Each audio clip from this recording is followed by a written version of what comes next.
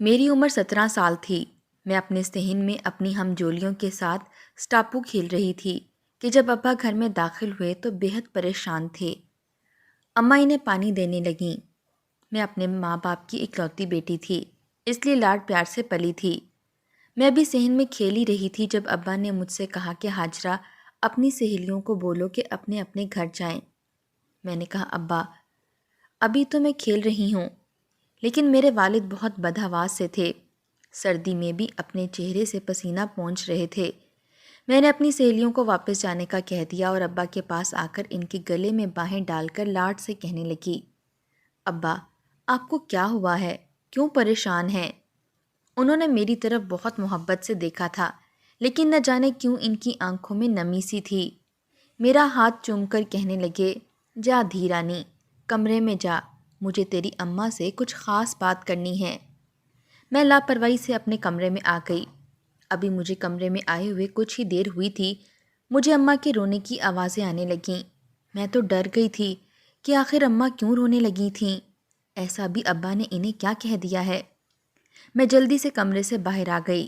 سامنے اماں بیٹھی رو رہی تھیں۔ ابا گردن جھکائے بیٹھے تھے، شاید وہ بھی آنسو بہا رہے تھے۔ اماں کہنے لگیں، ہاجرہ کے ابا، ہماری تو ایک ہی بیٹی ہے، کیسے اسے بلی چڑھا دوں؟ تو نے وڈیرے سائیں کو کیوں منع نہیں کیا؟ کیوں پنچایت کے فیصلے پر سر جھکا کے واپس آ گیا ہے؟ بولنا ہاجرہ کے ابا، کیوں تو نے وڈیرے سائیں کے سامنے چپ سادھ لی؟ میں ابھی بھی نہیں سمجھی تھی کہ ہوا کیا ہے۔ ابا نے وڈیرے سائیں کے سامنے کیا غلط کر دیا؟ یہ تو اماں بھی جانتی تھی کہ ہمارے گاؤں مٹھی کے وڈیرے بڑے سخت گیر ہوتے ہیں، ان کے سامنے کوئی اف تک بھی نہیں کر سکتا۔ انکار کرنے والے کا سر قلم کرنے میں ایک پل نہیں لگاتے، پھر ابا بھی کیسے ان کے سامنے زبان کھول سکتے تھے؟ میری اماں روتے ہوئے میرے ابا کو جھنجھوڑ رہی تھیں۔ جب میں اماں کے پاس پہنچ گئی، میں نے اماں سے کہا، تو ابا سے کیوں الجھ رہی ہے؟ ایسا بھی کیا فیصلہ کر دیا ہے پنچایت نے؟ میری ماں نے جو فیصلہ مجھے سنایا، میرے سر پر تو جیسے آسمان ہی گر گیا تھا۔ تجھے میٹھا مائی کے کنویں کی بلی چڑھانے کا فیصلہ کیا ہے وڈیرے نے۔ لفظ تھے یا موت کا پیغام؟ میں تو سن کر ہی سانس لینا بھول گئی تھی۔ ہمارے گاؤں میں ہر سال کے آخر میں کنویں کا پانی سوکھنے لگتا تھا۔ میں نے جب سے ہوش سنبھالی تھی یہی سنتی آ رہی تھی، کنویں کو کنواری لڑکی کی بلی چاہیے، سالہ سال کنواں ہمیں پانی دیتا ہے، اس لیے سال کے آخر میں وہ ہم سے قربانی مانگتا ہے۔ اس لیے ایک خوبصورت لڑکی کو دلہن کی طرح سجا کر رات کے اندھیرے میں اس کنویں میں نیچے اتار دیا جاتا تھا، اور پھر پیچھے پلٹ کر دیکھنے کی اجازت کسی کو نہ ہوتی تھی، چاہے اس لڑکی کی چیخوں کی آوازیں پورے صحرا میں کیوں نہ گونجیں، کوئی اس کی مدد کو نہیں پہنچتا تھا۔ ہر سال پنچایت یہ فیصلہ کرتی کہ کنویں پر کس لڑکی کو بلی چڑھانا ہے۔ ہمارے گاؤں کا وڈیرا جس لڑکی کا کہتا اس لڑکی کو اس کنویں میں پھینک دیا جاتا۔ اگلے روز ہی پانی کنویں میں بھرنے لگتا تھا۔ ہمارے گاؤں میں پانی کا دار و مدار اس کنویں پر ہی منحصر تھا، اس لیے پورے گاؤں کی خاطر قربانی کی بلی ایک کنواری لڑکی کو ہی دینی پڑتی تھی۔ اس بار میرا نام اس وڈیرے نے لیا تھا۔ اس وڈیرے کا نام سن کر ہی میرے دل میں نفرت کے جذبات ابھرنے لگے تھے۔ وڈیرا سائیں ایک 40-42 سالہ اونچے لمبے قد اور بھرپور جسامت کا مالک شخص تھا، لیکن اتنا ہی بے حس اور شفاق بھی تھا۔ لیکن گاؤں والوں کے سامنے انصاف پسند بھی بہت تھا۔ ہمارے گاؤں کے سارے فیصلے وڈیرا سائیں ہی کرتا تھا۔ میں نہیں جانتی تھی کہ وڈیرے سائیں نے میرا نام کیوں لیا تھا۔ میں تو کسی کی نکاح میں تھی، اور نکاح والی لڑکی کی بلی آج سے پہلے کبھی نہیں چڑھائی گئی تھی۔ میں نے ابا سے کہا کہ یہ ایک جاہلانہ سی رسم ہے، پھر میرا تو نکاح ہو چکا ہے۔ ابا کہنے لگے، میں نے وڈیرے سائیں سے کہا، کہنے لگا، تیری بیٹی کے لیے تو مجھے خاص اشارہ ہوا ہے، اگر اس کی بلی نہ چڑھائی گئی تو گاؤں کی کسی لڑکی کی بلی قبول نہیں ہوگی۔ سارے گاؤں کی زندگی کی بقا کا اب معاملہ ہے، ورنہ سب پیاسے مر جائیں گے۔ یہ سن کر میں رونے لگی۔ زندگی بھلا کسے پیاری نہیں ہوتی؟ میں نے تو اپنی آنکھوں میں اپنی شادی کے لیے ڈھیروں خواب بھی سجانے شروع کر دیے تھے۔ راحیل سے میرا نکاح ہوئے ابھی 1 ماہ ہی تو گزرا تھا۔ بہرحال بلی میری مانگی گئی تھی، اس لیے چاہے کچھ بھی ہو جاتا، یہ گاؤں والے میری بلی چڑھائے بنا چین سے نہ بیٹھتے۔ کیونکہ کنواں اب تیزی سے سوکھنے لگا تھا۔ میں بہت روئی دھوئی۔ راہیل اپنی جگہ پریشان تھا۔ میری ماں کو غم کے مارے بخار ہو گیا تھا، لیکن میں اپنا انجام جانتی تھی۔ مجھے دلہن کی طرح سے سجایا گیا تھا۔ میرے آنسو نہیں تھم رہے تھے۔ میں آخری بار اپنی ماں کے گلے لگی تھی اور بلک بلک کر رو پڑی تھی۔ میری والدہ کی حالت تو یوں تھی کہ کاٹو تو لہو نہ نکلے۔ وہ بے جان وجود لیے میرے غم میں نڈھال سی ہو چکی تھیں۔ ایک بہت بڑا ظلم تھا، لیکن اس کی کوئی بھی سنوائی نہیں تھی۔ ایک بڑی سی چادر سے مجھے ڈھانپ کر آدھی رات وہیں کنویں پر لے جایا گیا۔ میرے ساتھ میرے ابا اور گاؤں کے چند بزرگ اور وہ وڈیرا بھی تھا۔ مجھے اس ڈھول کو پکڑے اس کنویں میں اترنا تھا جس سے پانی نکالا جاتا تھا۔ میں ابا کے ساتھ لگ کر بھی خوب روئی تھی۔ نہ چاہتے ہوئے بھی مجھے اپنی زندگی کی قربانی دینی تھی۔ میں نے سارے کلمے پڑھ لیے اور اللہ کا نام لے کر دل میں یہ دعا کی کہ ہر چیز کا خالق اور مالک تو ہے۔ اگر تو مجھے بچانا چاہے تو کون ہے جو میرا بال بھی بکا کر جائے۔ میں اس اندھیری رات میں اس اندھیرے کنویں میں اتر گئی۔ اس وقت خوف کے مارے میری جان نکل رہی تھی۔ کنویں میں بس اتنا ہی پانی تھا کہ میرا آدھا وجود اس پانی میں ڈوبا ہوا تھا۔ میرے آنسو اب بھی بہہ رہے تھے، لیکن میں جانتی تھی کہ میرے پاس دوسرا کوئی راستہ نہیں ہے۔ میرے باپ کی سسکیاں مجھے اور بھی اذیت دینے لگی تھیں۔ کیسے لاڈوں سے انہوں نے مجھے پالا تھا۔ سب لوگ جا چکے تھے اور میں وہاں اکیلی کھڑی تھی۔ بہت قریب مجھے کہیں کتے بھونکنے کی آوازیں آنے لگیں۔ میری خوف کے مارے جان ہی نکلی تھی۔ کتے کی آواز اس قدر قریب تھی کہ مجھے لگ رہا تھا کہ وہ کنویں کے آس پاس ہی موجود ہوں۔ حالانکہ موسم سرد تھا، لیکن کنویں کا پانی نارمل تھا۔ میں نے تو سنا تھا کہ دلہن کے کنویں میں اترتے ہی کنویں کا پانی تیزی سے اوپر ہونے لگتا ہے، یہاں تک کہ وہ لڑکی اس میں ڈوب کر مر جاتی ہے۔ لیکن مجھے وہاں کھڑے کھڑے 2 گھنٹے بیت چکے تھے۔ پانی کی سطح اتنی کی اتنی ہی تھی۔ مجھے تو اب ان کتوں سے ڈر لگ رہا تھا جو اس کنویں کے آس پاس ہی کہیں منڈلا رہے تھے۔ خدا نہ خواستہ اگر وہ کنویں میں ہی کود جائیں، وہ تو میری بوٹی بوٹی نوچ کر مجھے کھا جاتے، اور میں ایسی اذیت ناک موت نہیں مرنا چاہتی تھی۔ یہ سوچ کر ہی میرا خود پر اختیار ختم ہوا تھا۔ میں سسکیاں بھر بھر کر رونے لگی تھی۔ اس وقت اگر میرے بہت قریب کوئی تھا تو وہ میرا رب تھا، جس سے میں مدد کی طلبگار تھی۔ میری جان ہی تو نکل گئی تھی جب اس کنویں میں کوئی بے ساختہ کودا تھا۔ کتا؟ پہلا خیال مجھے یہی آیا تھا۔ میں بے ساختہ چلانے لگی تھی، اپنے بچاؤ کے لیے پکارنے لگی تھی، لیکن میں یہ بھی جانتی تھی کہ مجھے کوئی بھی بچانے نہیں آئے گا۔ کسی نے مجھے دبوچنا شروع کیا تھا۔ مجھے لگا اب یہ کتا مجھے کاٹ کر کھانا شروع کر دے گا۔ مجھ پر اس قدر خوف طاری ہوا کہ میں بے ہوش ہو کر اسی کنویں میں گر گئی۔ لیکن مجھے جب ہوش آیا تو میں کوٹری نما کمرے میں ایک پرانی سی چارپائی پر لیٹی تھی۔ کمرے میں ہلکی ہلکی روشنی تھی۔ مجھے یقین نہیں آ رہا تھا کہ میں زندہ ہوں، اور میں یہاں کیسے پہنچی؟ میں تو کنویں میں گر چکی تھی۔ میں چارپائی سے اٹھ کر بیٹھ گئی۔ وہ ایک چھوٹا سا کوٹری نما کمرہ تھا۔ روشن دان سے روشنی چھن کر اندر آ رہی تھی۔ روشن دان بہت اوپر بنا ہوا تھا، جہاں سے آتی سفید روشنی مجھے صبح ہونے کی نوید سنا رہی تھی۔ اس کوٹری نما کمرے کی دیواریں بے حد اونچی اونچی تھیں۔ روشن دان بھی بہت چھوٹا سا تھا کہ جہاں سے کوئی باہر نہ نکل سکے۔ میں نہیں جانتی تھی کہ میرے ساتھ یہ سب کیا ہو رہا ہے۔ کیا کنویں والی بات ایک من گھڑت کہانی تھی اور حقیقت کچھ اور تھی؟ اس کنویں کی آڑ میں کیا گاؤں کی لڑکیوں کے ساتھ کوئی اور گھناؤنا کھیل کھیلا جاتا تھا؟ میرے ذہن میں ایک کے بعد ایک دل دہلا دینے والا خیالات گھومنے لگا۔ جب اس کوٹری نما کمرے کا دروازہ کھلا تھا، جو شخص کمرے میں داخل ہوا، اسے دیکھ کر تو میرا دل اچھل کر حلق میں آیا تھا۔ وہ تو ہمارے گاؤں میں عورتیں گھونگھٹ نکالے باہر نکلتی تھیں، کیونکہ وڈیرے کے اوباش بیٹے عورتوں کے ساتھ چھیڑ چھاڑ کرنے سے باز نہیں آتے تھے، اور خوبصورت عورتیں ان وڈیروں کی کمزوری ہوتی تھیں۔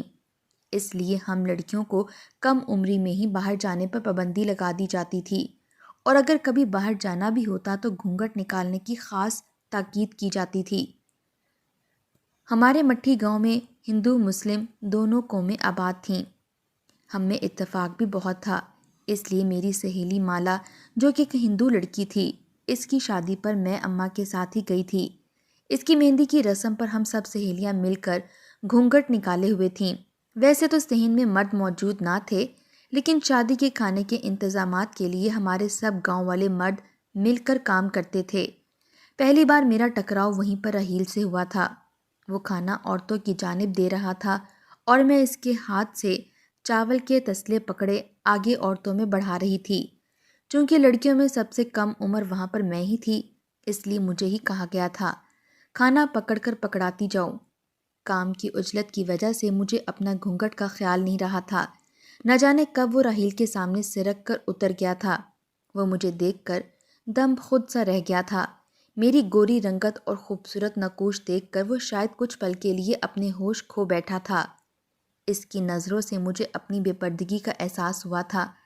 میں نے جلدی سے اپنا گھونگھٹ ٹھیک کیا تو میری اس حرکت پر راحیل ہنس پڑا تھا۔ کہنے لگا، تمہارا چاند چہرہ تو اب میں نے دیکھ لیا ہے۔ اس کے یوں ہنسنے پر میں بکھلاہٹ کا شکار ہو گئی تھی، اس لیے میں بھاگ کر اندر جانے کی بجائے بدحواسی میں بیٹھک کی جانب بڑھ گئی جہاں سب مرد تھے۔ میں نہیں جانتی تھی کہ میری یہ افراتفری میرے لیے موت کا پیغام بن جائے گی۔ میں بری طرح سے کسی سے ٹکرا گئی تھی۔ جب میں نے سامنے دیکھا تو وہ وڈیرے سائیں کا بڑا بیٹا تھا۔ نہ جانے کب سے وہ وہاں کھڑا مجھے ہی دیکھ رہا تھا۔ میں فوراً سے اس کے پاس سے پیچھے ہٹ گئی، حالانکہ اس وقت میں گھونگھٹ میں تھی، لیکن میں نہیں جانتی تھی کہ کھانا دیتے وقت میرے گھونگھٹ سرک جانے پر راحیل کے علاوہ وڈیرے کا بیٹا بھی مجھے دیکھ چکا ہے۔ میں واپس زنانہ خانے کی طرف چلی گئی۔ اس کے بعد میں دوبارہ باہر نہیں گئی تھی۔ میرا دل بہت زور زور سے دھڑک رہا تھا۔ راحیل ایک خوش شکل 20 سالہ نوجوان تھا، لیکن نہایت ہی شریف بھی تھا۔ میرے ابا کے دوست کا بیٹا تھا۔ شادی کی دیگیں پکانے اور شادی والے گھر میں کھانا دینے کا کام وہ اپنے ابا کے ساتھ مل کر کرتا تھا۔ ابا اس کی شرافت کا اکثر گھر پر ذکر کیا کرتے تھے۔ اگلے چند روز گزرنے کے بعد راحیل کے گھر سے میرے لیے رشتہ آ گیا۔ میرے ابا کو تو وہ پہلے ہی بہت پسند تھا، اس لیے ابا نے ہاں کر دی۔ میری منگنی کی رسم بھی ادا ہو چکی تھی، لیکن میرے لڑکپن کا یہ عالم تھا کہ اب بھی اپنی سے چھوٹی عمر کی لڑکیوں کے ساتھ کنچے کھیلتی تو کبھی اپنے صحن میں اسٹاپو کھیلنے لگتی تھی۔ کنویں میں پانی بھرنے اکثر میں ہی جایا کرتی تھی اور اب میری وہیں راحیل سے ملاقات ہو جاتی تھی۔ وہ مجھے بہت پسند کرنے لگا تھا اور مجھے بھی وہ اچھا لگتا تھا۔ مجھ سے کہتا کہ اماں شادی کے لیے 2 سال کا کہہ رہی تھیں، لیکن میں نے اماں سے کہہ دیا کہ 1 سال ہی اپنے صبر کا امتحان دے سکتا ہوں۔ میں اس قسم کی جذباتی باتوں پر نروس سی ہونے لگتی تھی۔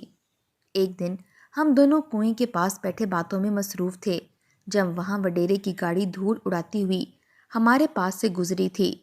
اتفاق یہ تھا کہ اس وقت میں نے گھونگھٹ بھی نہیں نکالا تھا، کیونکہ راحیل میرا چہرہ ہی تو دیکھنے آتا تھا، اس لیے میں اس کی یہ خواہش رد نہیں کر سکتی تھی۔ یوں اچانک سے وڈیرے کی گاڑی نے گزرتے ہوئے جب ہم پر دھول اڑائی تو میں چلا کر غصے سے بول اٹھی، اوئے اندھے ہو کیا، نظر نہیں آتا تمہیں؟ یہ ایک بے ساختہ عمل تھا۔ راحیل نے مجھے فوراً سے ٹوک دیا اور چپ ہو جانے کا اشارہ کیا، لیکن وہ اوباش وڈیرا سن چکا تھا۔ اس نے گاڑی ریورس کی اور عین ہم دونوں کے سامنے کھڑی کر دی۔ اپنا کالا چشمہ اتار کر مجھے دیکھنے لگا۔ میں بھی اسی کو غصے سے گھور رہی تھی۔ وہ گاڑی سے نیچے اتر آیا۔ اس وقت اس کے ساتھ 3 گارڈ بھی تھے۔ اسے یوں باہر آتا دیکھ کر راحیل نے مجھے اپنے عقب میں چھپا لیا اور خود اس وڈیرے کے بیٹے کے سامنے کھڑا ہو گیا۔ وہ راحیل کی اوٹ میں مجھے چھپا دیکھ کر پوچھنے لگا، یہ مجھے اندھا کہنے کی جرت کس نے دکھائی ہے؟ وہ بڑے باروب لہجے سے بولا تھا کہ اندر میرا دل بھی گھبرا سا گیا تھا۔ راحیل نے کہا، میں نے کہا تھا، وہ اچانک سے آپ کی گاڑی آ گئی تھی تو خاک ہم پر آ گری تھی، اس لیے بے اختیار زبان پھسل گئی۔ راحیل خود بھی گھبرا گیا تھا۔ وہ شخص اپنی تیز نظروں سے مجھے ہی دیکھ رہا تھا۔ راحیل سے کہنے لگا، تیری آواز کب سے زنانہ ہو گئی؟ چل ہٹ پیچھے، مجھے اس لڑکی سے بات کرنی ہے۔ اس نے راحیل کو بازو سے پکڑ کر پیچھے کیا اور میرے سامنے آ کر کھڑا ہو گیا۔ میں بے حد گھبرا گئی تھی۔ کہنے لگا، بڑی اکڑ ہے تم میں، ہماری طاقت کا شاید تمہیں اندازہ نہیں ہے، اگر ہوتا تو زبان سنبھال کر بات کرتی۔ چل میرا جوتا صاف کر۔ اس کی بات اور لہجے میں اپنی دولت کا گھمنڈ تھا۔ میں بھی اپنے لاڈ میں پلی تھی، کبھی کسی کے سامنے جھکنا تو میں نے بھی نہیں سیکھا تھا، اس لیے صاف انکار کر دیا۔ میرے انکار پر تو وہ گھمنڈی شخص مجھے بالوں سے پکڑ کر زبردستی اپنی گاڑی میں بٹھانے لگا۔ راہیل کو دونوں گارڈز نے پکڑ رکھا تھا۔ سائیں اسے چھوڑ دو، سائیں اس کے بدلے میں معافی مانگ لیتا ہوں۔ راہیل کی جان پر بنی تھی، وہ منت سماجت پر اتر آیا، اس کی طاقت کو شاید جانتا تھا۔ میں رونے لگی، میں نے کہا مجھے چھوڑو، مجھے کہاں لے جا رہے ہو؟ لیکن وہ شخص مجھے اپنی گاڑی میں بٹھا چکا تھا۔ وہ میرے ساتھ ہی پچھلی نشست پر بیٹھ گیا اور اپنے ایک گارڈ کو گاڑی چلانے کا کہا۔ وہ گارڈ حکم کا غلام تھا، اس لیے ڈرائیونگ سیٹ پر بیٹھ کر گاڑی چلانے لگا۔ اس شخص نے میرے بال چھوڑ کر میری کلائی بہت مضبوطی سے پکڑ لی تھی۔ میں اسے اپنا ہاتھ چھڑوانے کی کوشش کر رہی تھی۔ راہیل اس گاڑی کے پیچھے ہی بھاگ رہا تھا، بار بار یہی کہہ رہا تھا کہ ہاجرہ کو چھوڑ دو۔ میں نے اس شخص کے ہاتھ پر اپنے دانت بڑی زور سے گاڑ دیے۔ اس نے میرا ہاتھ چھوڑ دیا اور غصے سے میرے منہ پر زوردار تماچا مارا۔ کہنے لگا، کمینی، مجھ پر زور آزمائی کرے گی؟ تجھے تو میں حویلی کے قید خانے میں اپنی کنیز بنا کر رکھوں گا، تیرا وہ حشر کروں گا کہ اپنا چہرہ نہیں پہچان پائے گی۔ وہ کسی شیر کی طرح سے مجھ پر دھاڑا تھا۔ راہیل اب بھی میری گاڑی کے پیچھے بھاگ رہا تھا۔ اس شخص کے تھپڑ سے مجھے لگا میری گال تھک سے گئی ہو، لیکن مجھے پرواہ نہیں تھی۔ میں اپنا بچاؤ کرنے کی کوشش کر رہی تھی۔ جب گاڑی حویلی کے اندر داخل ہوئی، بہت وسیع و عریض لان تھا۔ پورچ میں 3 گاڑیاں پہلے سے بھی کھڑی تھیں۔ گاڑی کے رکتے ہی وہ شخص گاڑی سے نیچے اترا اور میری کلائی پکڑے مجھے گھسیٹتے ہوئے نیچے اترا اور میرے لاکھ احتجاج کے باوجود مجھے اندر لاؤنج میں لے گیا۔ وہاں پہلے سے ہی بڑے وڈیرے کے ساتھ بہت سے گاؤں کے مرد بیٹھے تھے۔ وڈیرا انہیں اپنے انصاف کا کوئی قصہ ہی سنا رہا تھا۔ میری سسکیوں کی آواز پر پلٹا تھا۔ اپنے بیٹے کے ہاتھ میں میری کلائی دیکھ کر اور مجھے یوں روتا دیکھ کر حیران سا ہوا تھا۔ اس کے بیٹے کو بھی شاید اندازہ نہیں تھا کہ اس کا باپ یہاں اپنی مجلس لگائے بیٹھا ہوگا۔ میں نے اپنی کلائی اس کے گھٹیا بیٹے کے ہاتھ سے چھڑوائی تھی۔ پھر میں اس وڈیرے کے پاس چلی گئی۔ میں نے کہا، آپ انصاف پسند ہیں، میں نے سنا ہے آپ انصاف کی خاطر اپنے بچوں کو بھی نہیں دیکھتے۔ میری بات پر وہ وڈیرا کچھ گھبرا سا گیا تھا۔ کہنے لگا، ہاں ٹھیک سنا ہے۔ میں نے کہا، آپ کے بیٹے نے میرے منہ پر تھپڑ مارا ہے، مجھے برباد کرنے کی دھمکی دی ہے۔ آپ بتائیں کہ اپنے بیٹے کے معاملے میں آپ کیا انصاف کریں گے؟ اسے کیا سزا دی جائے گی؟ وڈیرے سائیں نے بڑے خطرناک تیوروں سے بیٹے کو دیکھا تھا، پھر اپنی کرسی سے اٹھ کر اپنے بیٹے کے پاس آئے اور ایک زوردار تھپڑ اس کے منہ پر مارا۔ وہ شخص اپنے باپ کو بڑی حیرت سے دیکھنے لگا۔ پھر وڈیرے نے اس سے کہا کہ وہ مجھ سے اپنے رویے کی معافی مانگے۔ اس شخص نے باپ کے کہنے پر مجھ سے معافی مانگ لی۔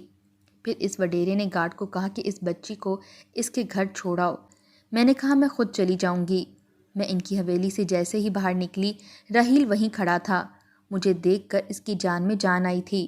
کہنے لگا، ان بڑے لوگوں سے مت الجھا کر ہاجرہ، یہ لوگ بہت خطرناک ہوتے ہیں۔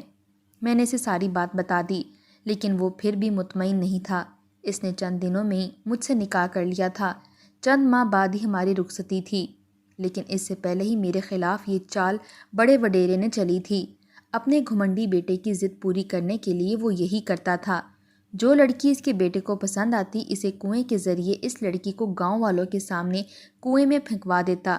کنویں کے اندر اس نے ایک پائپ لائن دلوائی تھی، جہاں سے کنویں کا پانی آنا اور نہ آنا وڈیرے کے اشارے کا محتاج تھا۔ میرے کمرے میں وہ وڈیرا ہی کھڑا اپنی مکروہ ہنسی ہنس رہا تھا۔ کنویں کا راز تو میں جان گئی تھی، لیکن یہاں سے بچ کر کیسے جاتی؟ وہ شخص کہنے لگا، تو میرے بیٹے کی ضد ہے، اس لیے ممکن ہی نہیں تھا کہ میں تجھے چھوڑ دیتا۔ تو نے تو میرے ہاتھوں میرے بیٹے کو تھپڑ مروایا تھا۔ اس کے بعد اس شخص نے اپنے گارڈ کو بلایا، انہیں کہنے لگا، اس کے ہاتھ پیچھے کو باندھو اور منہ اور آنکھوں پر بھی پٹی باندھ دو۔ اس گارڈ نے یہی کیا تھا۔